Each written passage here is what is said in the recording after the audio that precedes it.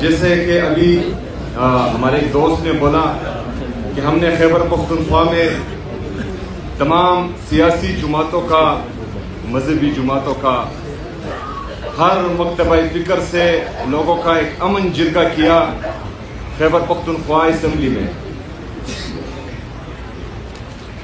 اور انہوں نے وضاحت بھی کی کہ امن جو ہے وہ ہم پہلے یہ سمجھتے تھے کہ امن جو ہے وہ صوبائی حکومت کا کام ہے کہ وہ لائے، لیکن بدقسمتی سے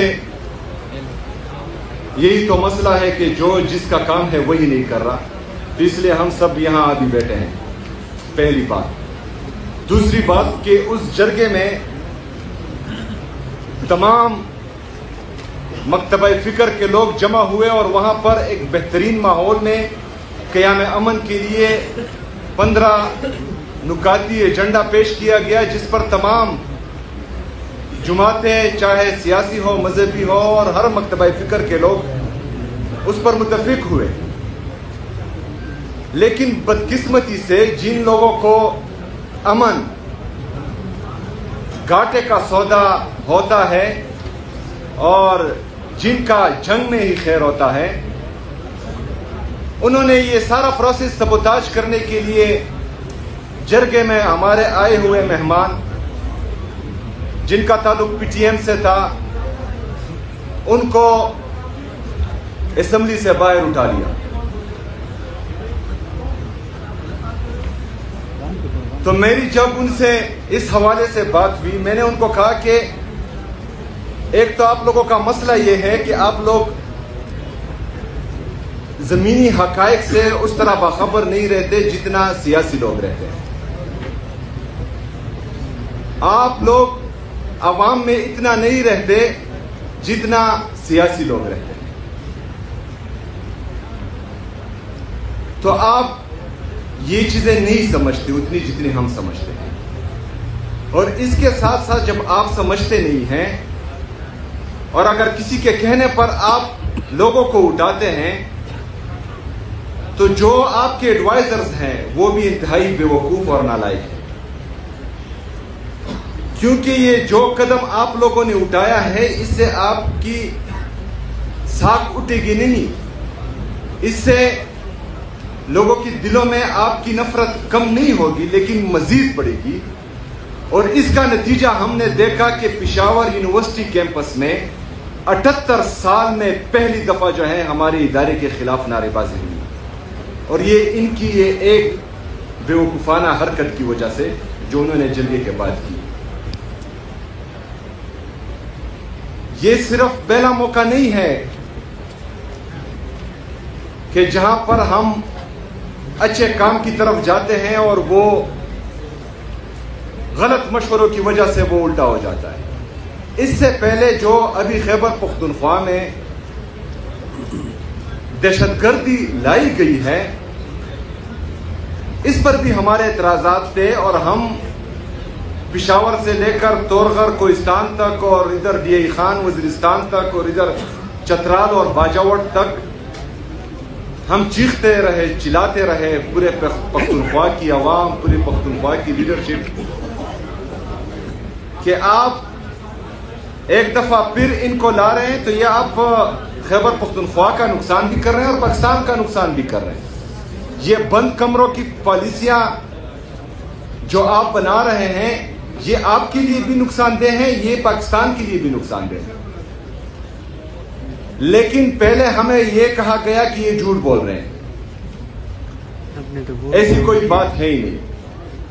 ابھی جو ہے یہ آپریشنز کی تیاریاں کر رہے ہیں، تو یا یہ اس وقت جھوٹے تھے یا آج جھوٹے ہیں۔ ہمیشہ جب ہم تنقید کرتے ہیں تو ان کے لیے ہم سلوشن بھی دیتے ہیں۔ ہم نے امن جرگے خیبر پختونخوا کے امن جرگے میں ان کو یہ مشورہ دیا کہ آپ خیبر پختونخوا کے سٹیک ہولڈرز، چاہے صوبائی حکومت ہے چاہے وہاں کے پارلیمنٹیرینز ہیں،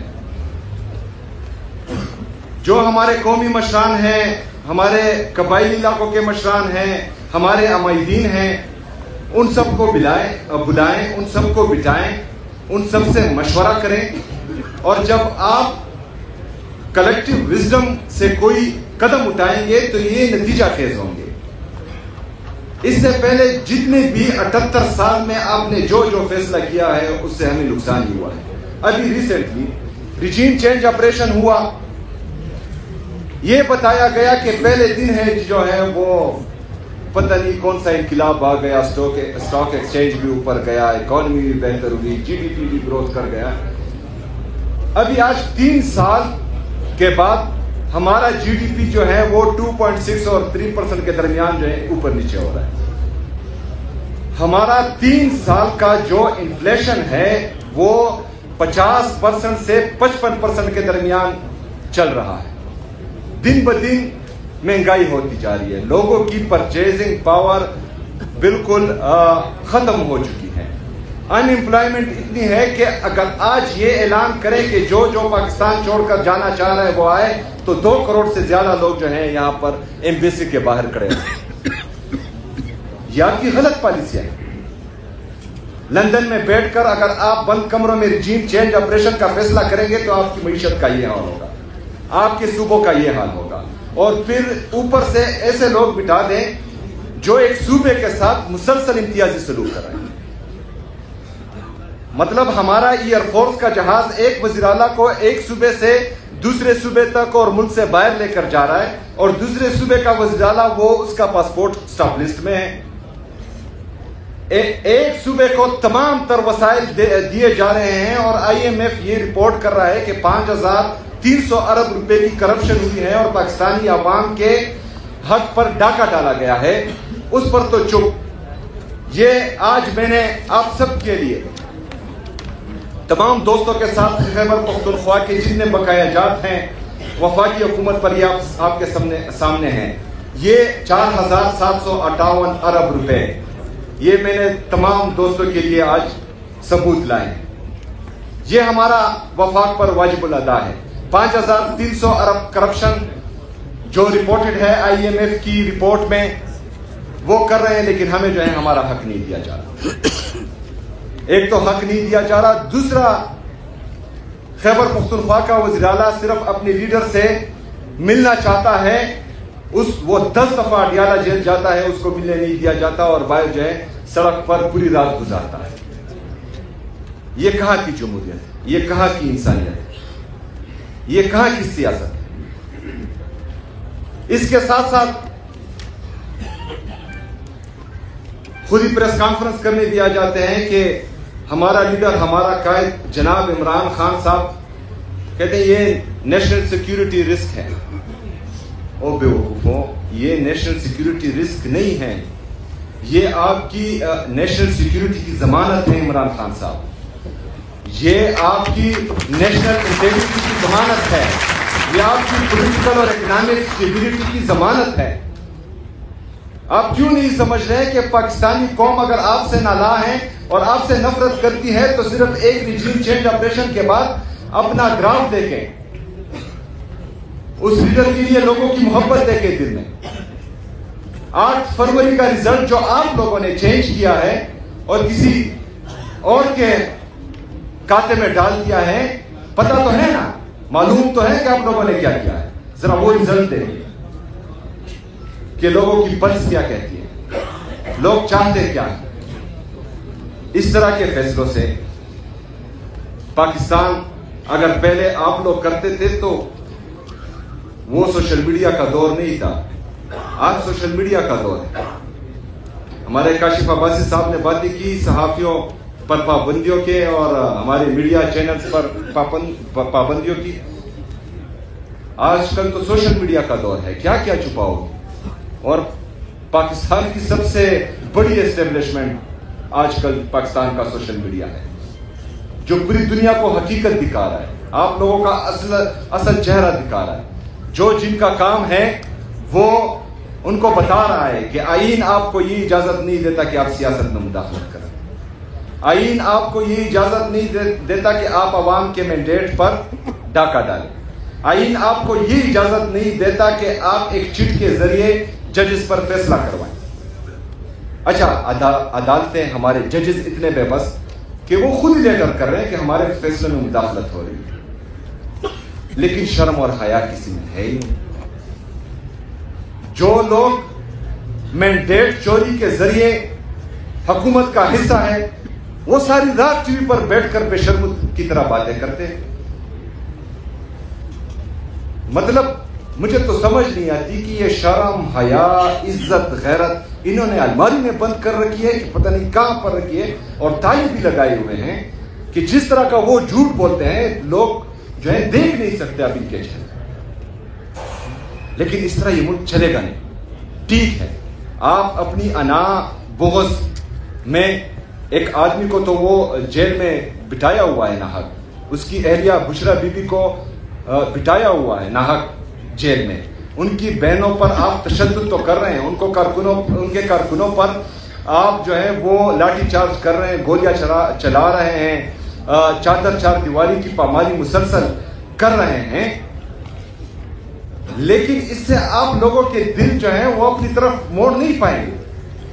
یہ آپ پاکستان کو مزید خراب کریں گے, اس سے جو ہے ادارے مزید کمزور ہوں گے, اس سے لوگوں کے دلوں میں اداروں کے لیے نفرت مزید بڑھے گی, اور اس سے جو آپ پاکستان کی معیشت کا بیڑا غرق کر رہے ہیں, جس پر میں نے کل بھی بات کی کہ ہم 80,000 ارب روپے کے مقروض ہو چکے ہیں آج, جس میں 36,000 ارب روپے ہمارا بیرونی قرضہ ہے جو ہمارے ڈالر کے ریٹ کے ساتھ منسلک ہے. ہمارا ڈالر کا ریٹ فارن ریزرو کے ساتھ منسلک ہے. ہمارے فارن ریزرو اگر آج 20 بلین ڈالر ہیں تو اس میں آپ کا 70% حصہ یا IMF, world bank, Asian development bank کے لون کا ہے, یا دوست ممالک نے آپ کو جو ہے خیرات دی ہوئی ہے وہ پڑا ہے. 3 سے 4 ارب روپے جو ہے وہ آپ کے فورن ریمیٹنسز ہیں.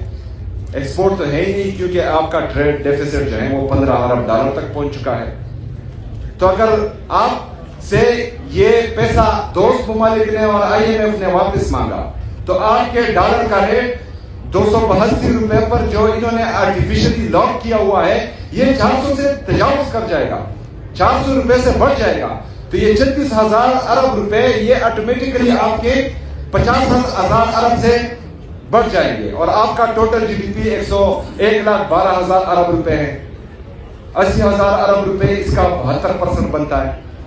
جب یہ آپ کا بیرونی قرضہ 50,000 ارب روپے سے بڑھے گا تو آپ کا ملک دیوالیہ ہو جائے گا. پھر آپ کہاں جائیں گے, آپ کا ڈیفینس کا بجٹ کہاں جائے گا, آپ کو جو ہے یہ 5,300 ارب روپے کا IMF کا رپورٹڈ جو آپ کرپشن کر رہے ہیں آپ کے پیٹ کہاں سے بھریں گے. ملک تو دیوالیہ کر چکا ہوگا.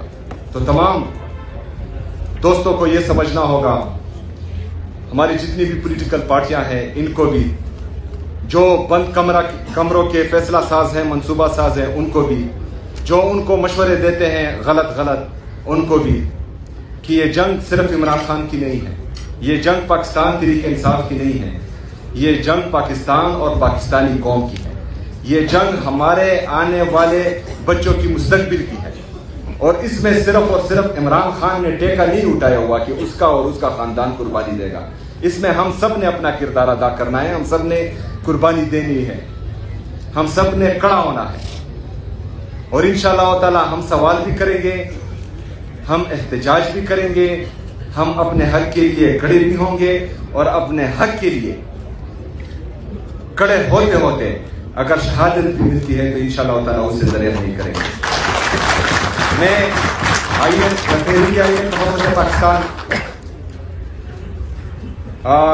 تحریک تحفظ آئین پاکستان اور ہمارے جتنے بھی باقی پولیٹیکل پارٹیز یہاں آئی ہیں ان سب کو یہ یقین دلاتا ہوں کہ پاکستان میں جمہوریت کی بحالی کے لیے, حقیقی آزادی کے لیے, آزاد میڈیا کی بحالی کے لیے, آزاد عدلیہ کی بحالی کے لیے, آئین کی بحالی کے لیے, پاکستان کی خودی اور خودداری کی بحالی کے لیے مجھ سے بحیثیت پاکستان تحریک انصاف کا ایک عام کارکن اور صوبے کا چیف ایگزیکٹو میں آپ کے ساتھ کھڑا ہوں.